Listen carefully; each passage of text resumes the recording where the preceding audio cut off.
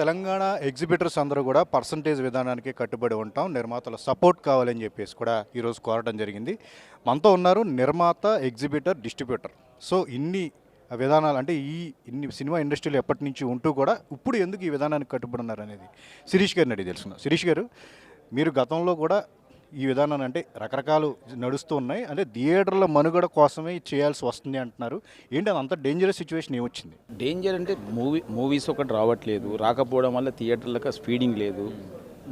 Plus ఉన్న movies వచ్చినప్పుడు rental సిస్టంలో వర్కౌట్ కావట్లేదు, కరెంట్ పవర్ బిల్ పెరిగింది, అన్నీ చాలా సమస్యలు ఉన్నాయి థియేటర్లు. అవన్నీ మాట్లాడాలంటే మనకు టైం కుదరదు, కానీ చాలా ప్రాబ్లమ్స్లో ఉన్నారు. కాబట్టి కొన్ని థియేటర్లు మూతబడే స్టేజ్లో ఉన్నాయి. కాబట్టి ఒక డిస్ట్రిబ్యూటర్గా, ఒక ప్రొడ్యూసర్గా, ఒక ఎగ్జిబిటర్గా ఆ థియేటర్లో నిలబెట్టుకోవాలి.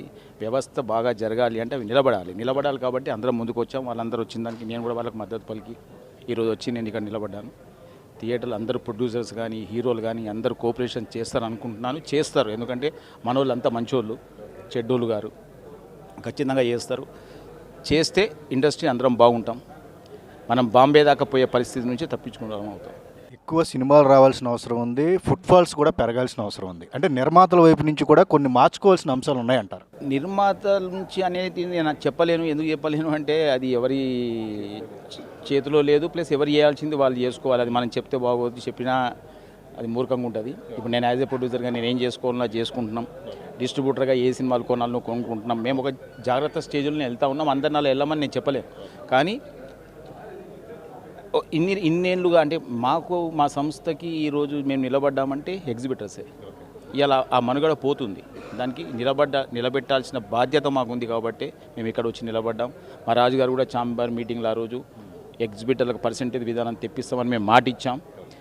ఆ మాట మీద కట్టుబడి ఉండటానికి మా ప్రయత్నం మేము చేస్తున్నాం. 1, 2 వాస్తవానికి థియేటర్లు బతకాలి అంటే పర్సెంటేజ్ సిస్టమ్ రావాలి. మనం థియేటర్లను కాపాడుకోవాలి. అది మీడియా, మీరు కానీ, నిర్మాతలు కానీ, హీరోలు కానీ అందరూ కోఆపరేట్ చేయాలని కోరుకుంటున్నా. ఇది ఎవరిని టార్గెట్ చేసో, ఎవరిని ఉద్దేశించో చేస్తున్న పని కాదు. దయచేసి అందరూ సహకరించుదాం, ఇండస్ట్రీని నిలుపుకుందాం. Thank you. సో ఇది శిరీష్ చెప్తూ ఉన్నారు.